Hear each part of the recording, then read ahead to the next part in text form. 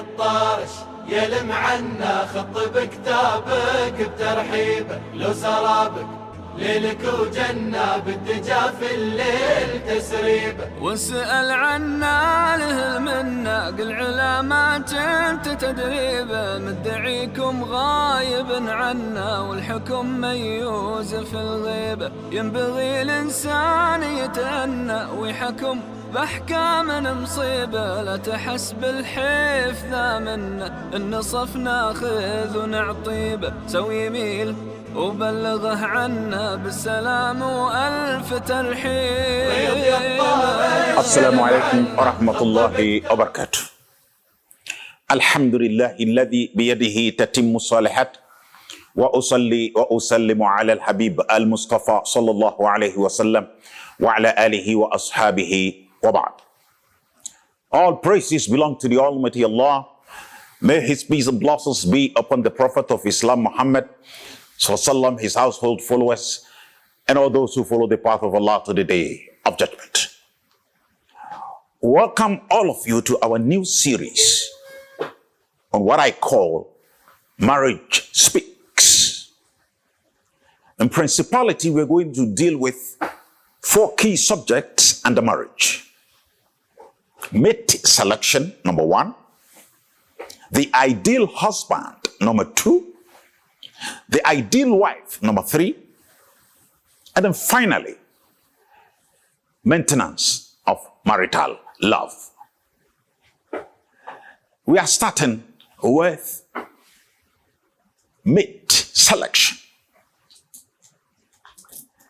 Indeed, the Quran has made it clear that the relationship between a man and a woman, or husband and wife, is in itself a miracle. Quran 21 verse 21 states. Quran 21 states.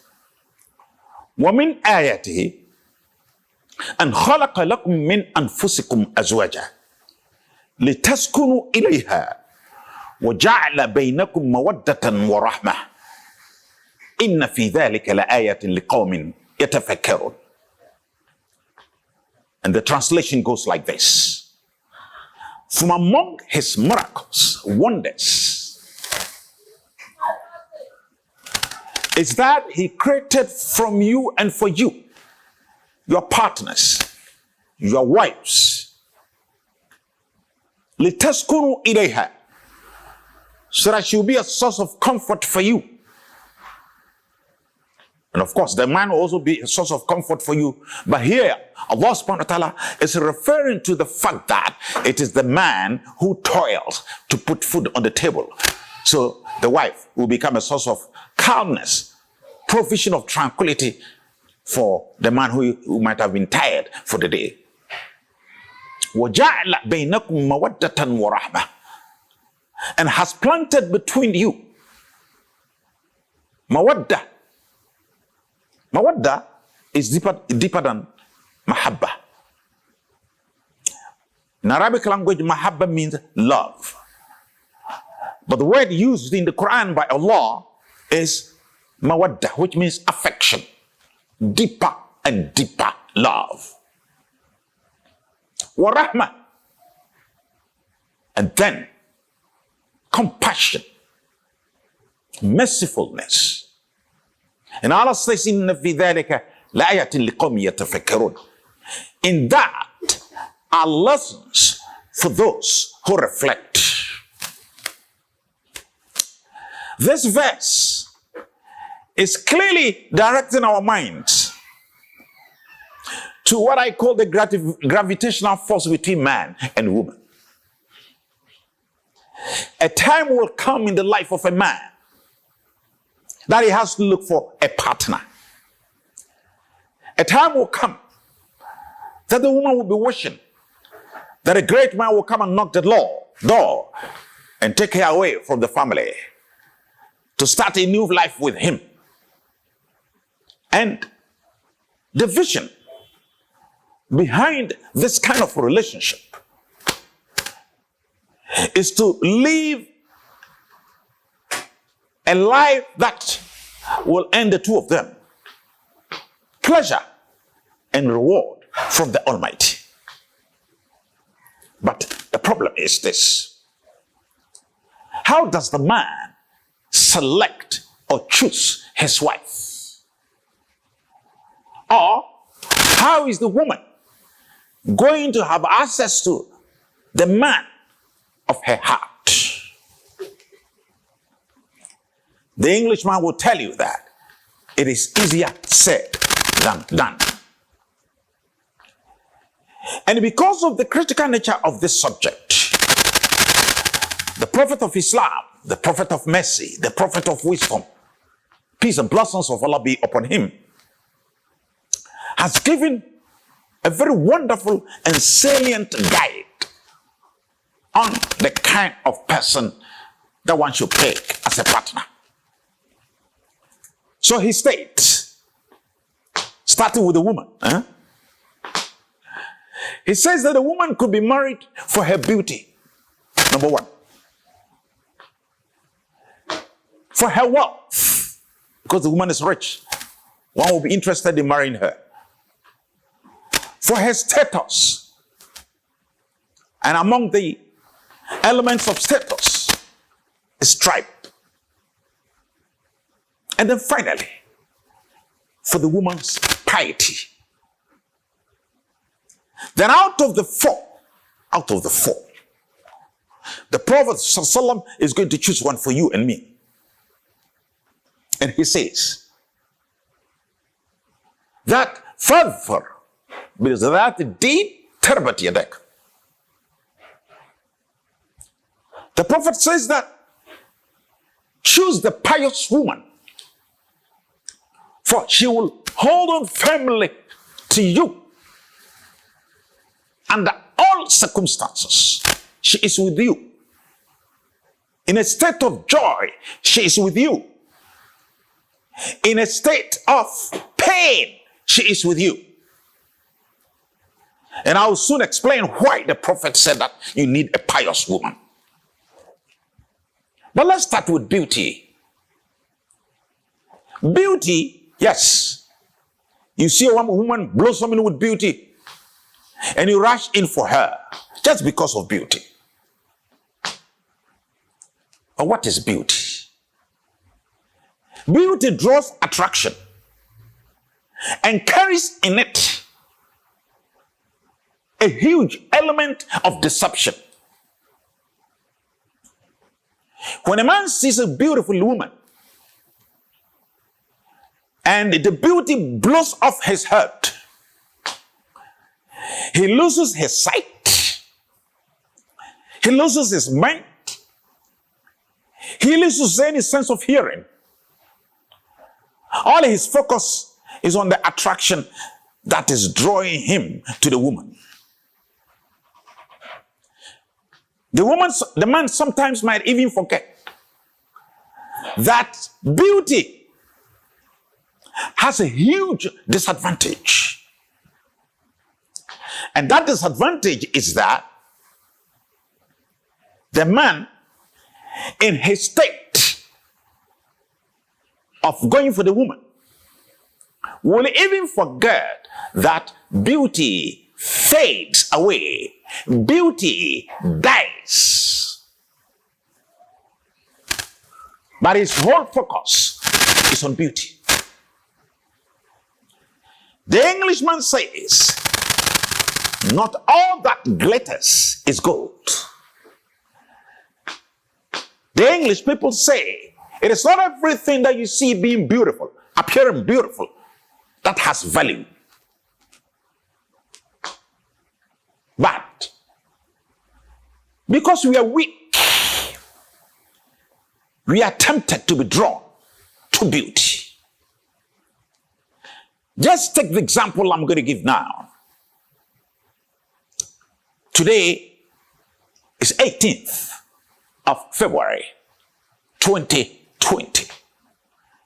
Almost a year ago, I received a call from a young man who said, Sheikh Nuamah, I need your help.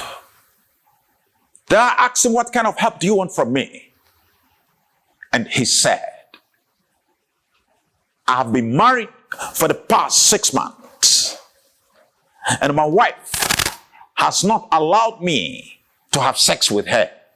I said, Subhanallah, 6 months, no sex.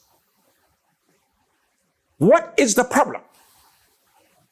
Then I asked him, have the two families explored the opportunity of settling what is happening between the two of you? He said the two families had sat on 3 occasions and no positive result came out of the 3 sittings. At this point, I asked the young man a very interesting question. I asked him, as you're talking to me, are you in your right frame of mind? Meaning, is your mind awake? Are you mentally conscious of what you're talking to me about? He said, yes. Then I said, describe your wife for me. Beauty is dangerous, or can be dangerous. I said, describe your wife for me.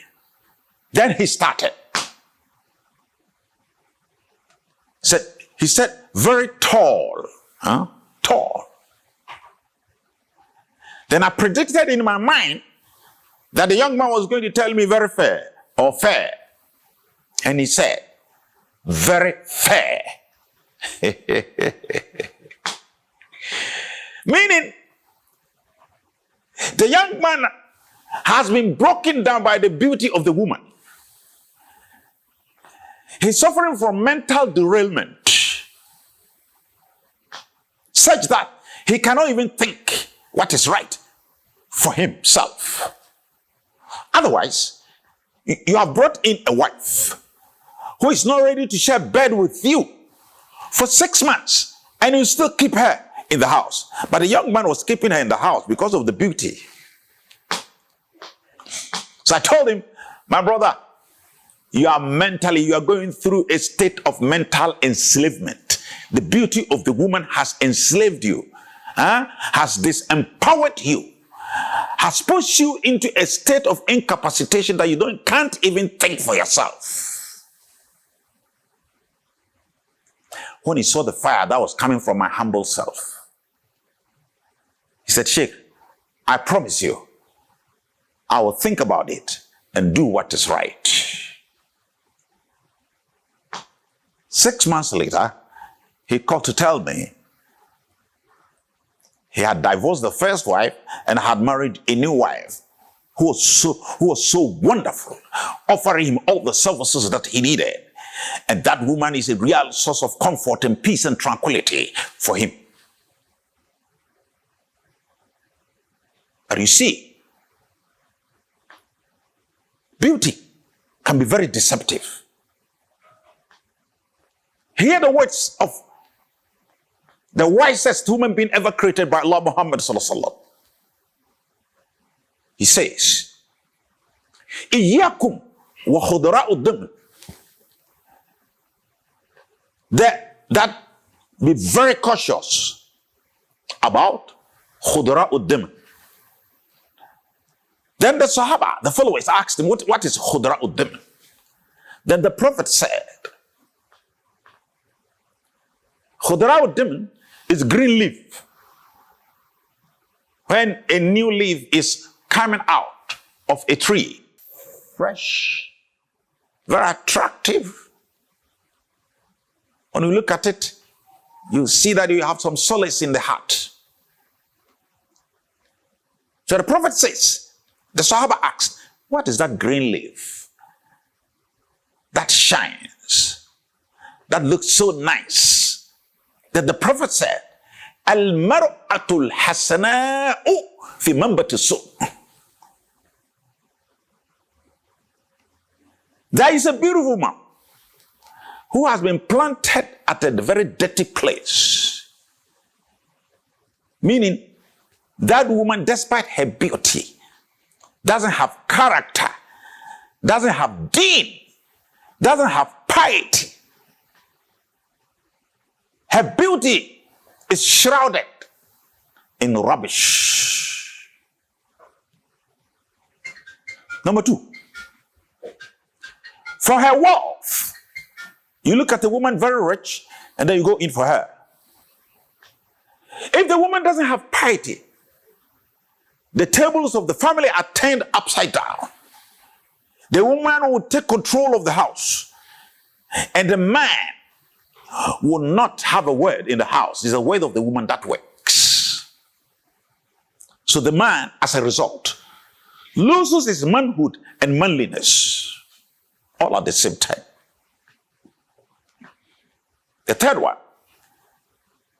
status and principle among them being tribe. Don't make that mistake. Don't make that mistake.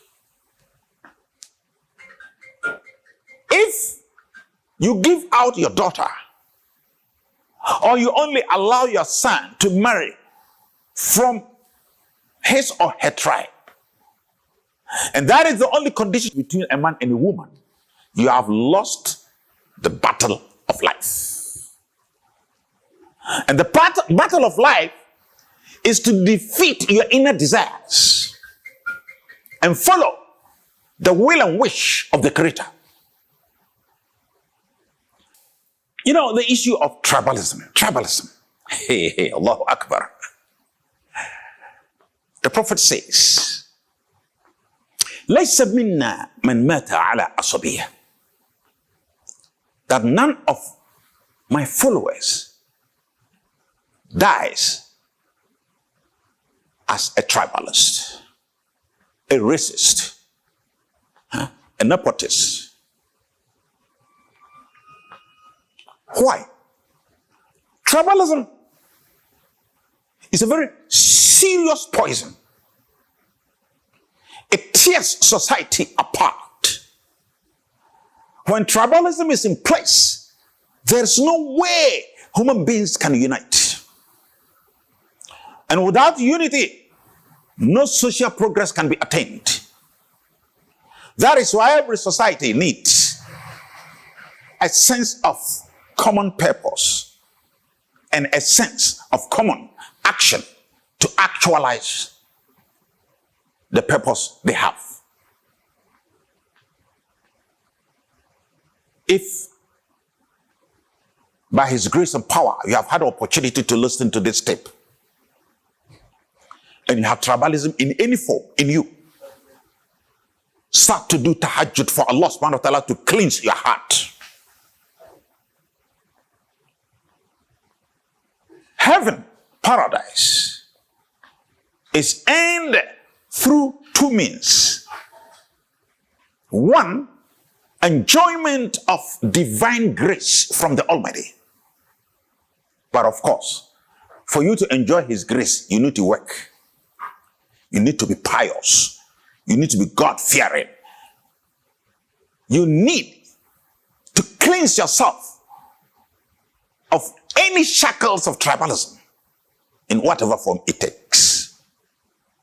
Professor Nukunya, formerly of the Sociology Department of University of Ghana, in his book, Tradition and Change in Ghana, says that tribalism means we and they syndrome, meaning it has a divisionist tendency. Wherever tribalism prevails, society is torn apart. That is why Allah doesn't want it. Allah hates it. The Prophet has spoken against it in clear words. And he sums up the issue of tribalism in the following salient and prophetic words. He says, Da'uha fa'innaha muntina. That stay away from tribalism because it smells. And the Quran also says, Inna akramakum indallahi atqakum. That the best amongst you in the sight of Allah are those who fear Him. It's not your tribe that can help you earn paradise. It is the level of your piety. Then you enjoy the grace of the Almighty. The last one, which is the choice of the Prophet, he says that go for the woman of piety. Woman of piety. Who is that woman? She is that woman who has faith in Allah very deeply embedded in her heart. When you get close to her, you smell piety itself. She fears Allah under all circumstances. When the husband is in crisis, she's on her feet to provide support for him and provide comfort for him, provide solace for the man. She helps the man to revive her iman and faith in the Almighty. If the man is not financially sound, and she is, she provides financial support for the husband. Not only that, she takes every member of the husband's family as part of her. That is the pious woman for you. Can a woman of beauty provide this just because of her beauty? She cannot. She has to be trained to acquire the trait of piety. As we are thinking through on how to choose the pious woman, which we'll be dealing with in the next 5 minutes, then comes in the issue of courtship. The young man out there, let me stay with a woman and see how our life as married partners will go. Have you ever seen petrol befriending fire? Imam Al-Ghazali, Rahmatullah alayhi, says that the most dangerous and the most potent drive in every human being is a sexual drive. When it sparks and the person doesn't have any internal mechanism of piety to check the move and the potency of the sexual drive, it goes away. It strays from the path of righteousness. Professor Lewis, he's written a book, The Future of Marriage. No, Dominion, Professor Dominion. He's written a book on courtship. And he says, courtship is driven by deception. And that research has shown that those who want to stay with a girlfriend before marriage, they are deceiving themselves, because during the period of courtship, none of them shows the bad character that is in that person. And then again, we as Muslims, we know petrol and fire do not meet. Petrol and fire do not meet. And the Prophet of Islam says that if you sit in a room with a woman,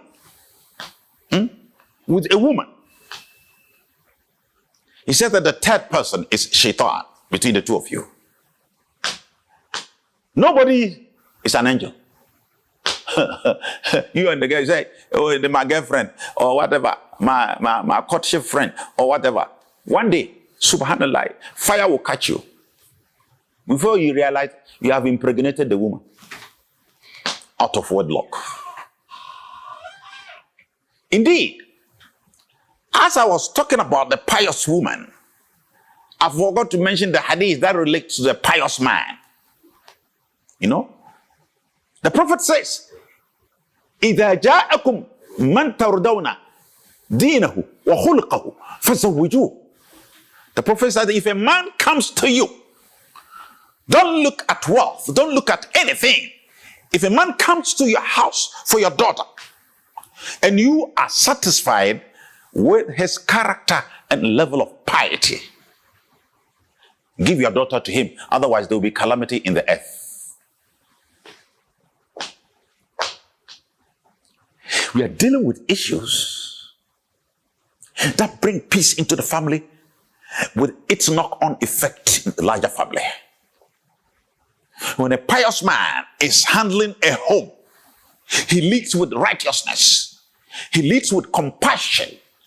He leads with a sense of vision and guide for the entire family. He's a real husband in the right sense. So what we need to do is this. Courtship is haram in Islam. If it is haram, then how do I select my wife? The Prophet has provided the guide, but very few people are using it. The Prophet says, pray and pray and pray. We call it al-istikhara. You want to get married? Yes. It's a lifelong journey. Pregnant with challenges here and there. And you need divine guidance and protection. Both sides, the man and the woman, wake up at night and pray. So that Allah subhanahu wa ta'ala will intervene and show you the path to your wife and show you the path to your husband. In 1985, a very close friend of mine asked me to get him a wife. Then I consulted my wife. Of course, she knows the woman better than me. I said, my friend wants a wife. Then my wife mentioned 2 ladies. So I took the names to my friend to make an arrangement for him to visit the 2 families and see the 2 ladies. Then he asked me, what is the name? What are the names? Then I said, Fatima. Then he said, Sheikh Nuamah, stop there. Don't mention the other name. Huh? Allahu Akbar. Allah is great. Don't mention the other name. This one is okay for me. I said, but you have not seen the woman. Then he said, for 2 good years, I've been doing istikhara, praying to Allah, but He knows best. يَعْلَمُ خَائِنَةَ الْأَعْيُنِ وَمَا تُخْفِي الصُّدُورُ. He knows everything. He knows what is good for His servant. Just rely on Him and you see the wonders I'm talking about.